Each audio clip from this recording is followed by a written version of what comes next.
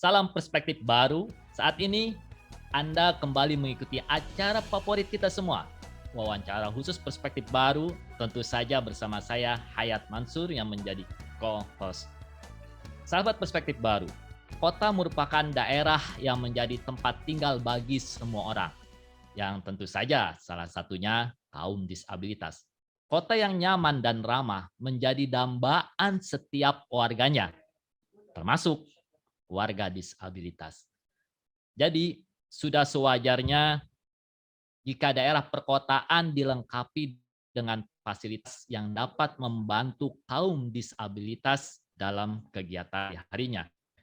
Ini karena merupakan bagian dari pemenuhan hak asasi manusia bagi penyandang disabilitas. Nah, guna membahas kota ramah disabilitas sebagai bagian pemenuhan hak asasi manusia, kami menghadirkan narasumber Ibu Fatimah Asri Mutmainah, anggota Komisi Nasional Disabilitas. Halo Bu Fatimah. Halo, selamat siang semuanya. Assalamualaikum warahmatullahi wabarakatuh. Waalaikumsalam warahmatullahi wabarakatuh. Terima kasih Bu Fatimah telah bersedia untuk wawancara khusus di Perspektif Baru. Bu Fatimah, mewujudkan kota yang ramah bagi penyandang disabilitas menjadi salah satu kunci mewujudkan Indonesia yang inklusif. Nah, apakah kini kota-kota di Indonesia sudah dapat digolongkan sebagai kota yang ramah disabilitas? Oh, baik. Terima kasih ya. Kalau bicara secara konteks KND ya, ini kan KND ini baru terbentuk belum ada 1 bulan, jadi kami belum memiliki alat kerja, jadi belum bisa memaparkan secara valid ya data-datanya. Tetapi dari kerja-kerja berjejaring ya sebelum kami menjadi komisioner, kami sudah melakukan sebuah kajian bagaimana kami menilai sebuah kota atau daerah yang memiliki perspektif kota ramah disabilitas. Dari kerja-kerja berjejaring itu, dari pengalaman itu, kami bisa menilai ada beberapa kota yang memang walaupun belum sepenuhnya, tetapi sudah memenuhi indikator dari kota yang ramah disabilitas. Sebut saja di Jawa Tengah itu ada Solo Raya, kemudian yang terdekatnya ya ada mulai dari kalau nggak salah Kota Solo ya yang menjadi percontohan dari Kementerian PUPR itu ya. Kemudian ada Klaten, ada Boyolali, Karanganyar, Yogyakarta, kemudian di luar Jawa Tengah itu mungkin Surabaya, Jakarta, Balikpapan. Nah, kalau misalnya ditanya indikatornya apa sih kota ramah disabilitas itu begitu. Nah, dari kerja berjaring kami melakukan kajian bahwa ada 3 indikator bagaimana sebuah kota dinyatakan ramah disabilitas. Pertama, indikator struktur, artinya tentang kebijakan. Apakah sebuah kota itu sudah memiliki payung hukum yang nanti akan diimplementasikan dalam pemenuhan hak bagi penyandang disabilitas. Kemudian yang kedua, indikator proses, apakah ada pelibatan penyandang disabilitas dalam dalam proses pelaksanaan pembangunan mulai dari musrenbang sampai tingkat desa ya sampai musrenbang des seperti itu. Kemudian apakah ada data pilah tentang penyandang disabilitas. Kemudian dari indikator hasil itu apakah sudah terjadi aksesibilitas pada fasilitas umum dan pelayanan publik seperti itu. Nah, kalau kita lihat ya, kalau ada pertanyaan apakah kota-kota di Indonesia ini sudah ramah disabilitas, ini baru bisa kita bicara tentang perdanya saja, payung hukumnya aja.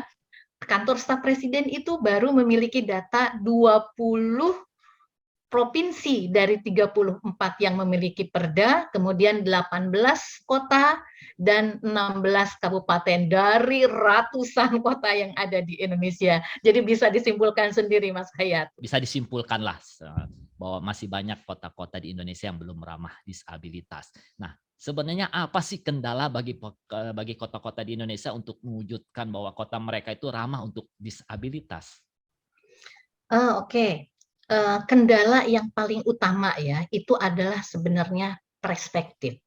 Jadi, belum terbangun perspektif dan imajinasi tentang penyandang disabilitas pada pemangku kebijakan atau pembuat kebijakan, khususnya pimpinan daerah yang ada di setiap kota-kota. Artinya apa? Ketika ini belum disadari, belum dikenal betul bagaimana disabilitas, bagaimana inklusi disabilitas, maka sulit untuk memahami maka asesmen kebutuhan aja itu pun sulit dilakukan. Artinya, ketika kemudian ada kartu penyandang disabilitas ataupun bantuan-bantuan ataupun program-program pemerintah untuk penyandang disabilitas ini menjadi tidak tepat sasaran, menjadi tidak terukur, menjadi tidak terarah. Karena apa? Karena ya itu tadi belum memahami betul apa itu kebutuhan penyandang disabilitas. Contoh, bagaimana ada membangun ini ya, guidance block di kota dibangun, tetapi nabrak pohon, nabrak tiang, nabrak lampu kota, kan itu karena memang belum disadari betul sebenarnya apa yang dibutuhkan oleh netra itu, atau misalnya disediakan pelatihan-pelatihan untuk para penyandang disabilitas, tetapi tidak disediakan JBI misalnya juru bahasa isyarat, sehingga kelompok tuli terkendala untuk bisa menerima informasi sepenting itu. Nah, jadi pertama kali adalah membangun perspektif dan imajinasi tentang disabilitas, biar mengerti betul bagaimana nanti pelaksanaan penghormatan, pelindungan, dan pemenuhan HAM dari penyandang disabilitas. Kok bisa gitu kepala daerah tidak mempunyai perspektif ramah disabilitas? Apa penyebabnya? Padahal mereka seharusnya sebagai seorang kepala dan juga ya katakanlah seorang yang berpendidikan tentu pasti harus mempunyai perspektif ramah disabilitas. Tidak semua memahami ini, Mas. Banyak yang sudah merasa paham, masalahnya begitu. Banyak yang sudah merasa paham, tetapi tidak paham sepenuhnya begitu. Ini yang kemudian menjadi PRKND ya, untuk mengkampanyekan bagaimana perspektif, bagaimana imajinasi tentang disabilitas dari mulai pimpinan, dari mulai pemerintah pusat, kementerian lembaga, pemerintah daerah provinsi, pemerintah kota, sampai ke pemerintah desa. Maka kampanye ini menjadi wajib gitu. Bahkan tidak cukup itu, kita juga akan lakukan itu kepada masyarakat luas. Masyarakat luas itu juga harus memahami juga bagaimana disabilitas, karena masyarakat non disabilitas juga akan berpotensi untuk menjadi disabilitas sewaktu-waktu, apakah karena kecelakaan, karena sakit, atau karena apa. Nah, ini yang kami KND itu nanti akan berjejaring dengan stakeholder yang ada untuk benar-benar bisa memahamkan bagaimana disabilitas ini kepada semuanya, begitu. Nah, apakah selama ini sebelum ada KND tidak pernah ada kampanye untuk membangun perspektif yang ramah bagi disabilitas? Ini saya rasa sudah dilakukan oleh beberapa organisasi penyandang disabilitas, tetapi saya kira ketika disabilitas hanya berjalan sendiri, hanya bersuara sendiri, selama ini seperti monolog ya. Jadi memang butuh dorongan dari sebuah institusi yang memiliki kewenangan yang ikut mendukung gitu, bahwa ini suara ini bisa didengar oleh semuanya. Dan yang satu lagi adalah sinergi dengan pemerintah, dengan mitra pembangunan, dengan organisasi-organisasi yang memiliki concern kepada disabilitas. Itu juga penting, saya kira. Kota yang ramah disabilitas tentu saja terkait dengan fasilitas yang tersedia untuk mereka agar bisa hidup nyaman dan aman di kota tersebut. Apa sih fasilitas utama yang harus ada agar kota tersebut bisa digolongkan sebagai kota yang ramah disabilitas? Kalau untuk fasilitas umum ya, yang jelas ya, itu mulai ada trans ya untuk jalan ininya aksesibilitas kursi roda, kemudian guidance block untuk netra, kemudian juru bahasa isyarat untuk kelompok tuli, kemudian pelayanan artinya fasilitas aksesibilitas itu di semua instansi gitu. Apakah itu di bidang kesehatan, kemudian di bidang pendidikan pun sama, apakah ada sekolah yang sudah menerima penyandang maksudnya sekolah umum ya yang menerima penyandang disabilitas, apakah kemudian aksesibilitas di rumah ibadah yang menjadi mimpi besar para penyandang disabilitas untuk bisa merasakan beribadah di rumah ibadah itu. Pokoknya berbagai kemudahan yang bisa diakses oleh para penyandang disabilitas, terutama di ranah hukum.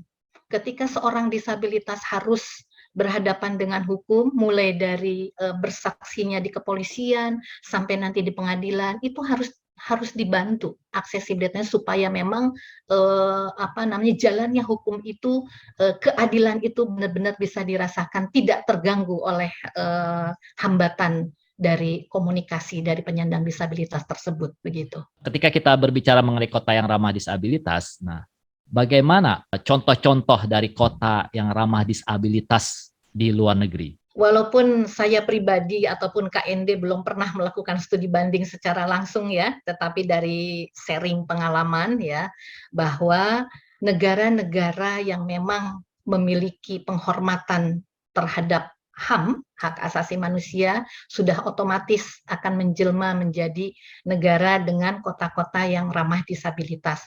Artinya, negara itu, kota-kota itu memang sudah terbangun kesadaran dan persepsi tentang disabilitas ya. Kemudian sudah ada aksesibilitas dan akomodasi yang layak bagi penyandang disabilitas pada pelayanan publik dan fasilitas umum ya, dalam rangka penghormatan, pelindungan, pemenuhan, penegakan dan pemajuan hak-hak penyandang disabilitas atau 5P begitu. Nah, negara-negara Eropa, negara-negara maju sudah memberikan contoh ya gitu. Terutama katanya negara-negara Skandinavia seperti Finlandia, Norwegia, makanya tidak heran kalau nanti bulan Juli 2022 Global Disability Summit itu akan dilaksanakan di Norwegia. Nah, saya pernah mengadakan webinar dengan seorang orang tua WNI yang ada di Jerman, kemudian memiliki penyandang disabilitas.